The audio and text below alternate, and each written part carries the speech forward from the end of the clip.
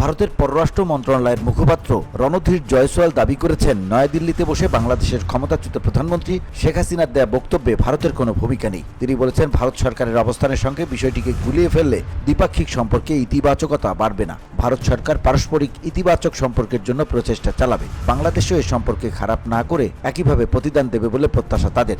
শুক্রবার ভারতে বাংলাদেশের ভারপ্রাপ্ত হাই কমিশনার মোহাম্মদ নুরুল ইসলামের সঙ্গে বৈঠকের পর সাপ্তাহিক প্রেস ব্রিফিংয়ে এসব কথা বলেন তিনি। ধুলো, ময়লা ও ক্ষতিকর ধূলিকণা থেকে নিমিষেই মুক্তি দেয় চৌধুরী এয়ার পিউরিফায়ার। এর শক্তিশালী সাকশন ঘরের কোনায় কোনায় লুকিয়ে থাকা সকল ধুলা টেনে ফিল্টার করে এবং বের করে আনে নির্মল ও স্বাস্থ্যকর হাওয়া।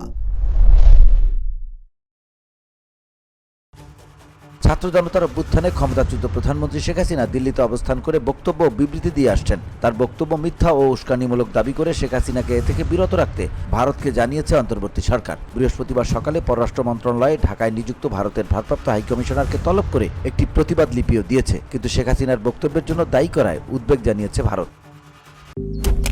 মালয়েশিয়ান প্রযুক্তিতে তৈরি অত্যাধুনিক cleaning machine modern vacuum cleaner যে কোনো ধরনের ধুলো ময়লাকে পরিষ্কার করে ঘরকে করে তুলুন চকচকে ও আকর্ষণীয়। Modem, brand of luxury. এ বিষয়ে কথা বলতে শুক্রবার বিকেলে দিল্লিতে বাংলাদেশের ভারপ্রাপ্ত হাই কমিশনারকে মোহাম্মদ নুরুল ইসলামকে তলব করেছিল ভারতের পররাষ্ট্র মন্ত্রণালয়। পরে ব্রিফিংয়ে রণধীর জয়সওয়াল বলেন, বৈঠকে জানানো হয়েছে ভারত বাংলাদেশের সঙ্গে একটি ইতিবাচক, গঠনমূলক এবং পারস্পরিক উপকারী সম্পর্ক চায়। সাম্প্রতিক অনুষ্ঠিত উচ্চ পর্যায়ের বৈঠকেও বেশ কয়েকবার এই কথার পুনরাবৃত্তি করা হয়েছে। কিন্তু দুঃখজনক হলেও সত্য, বাংলাদেশ সরকারের ধারাবাহিক বিবৃতিগুলো ভারতকে নেতিবাচকভাবে তুলে ধরছে। VOD Bangla news desk.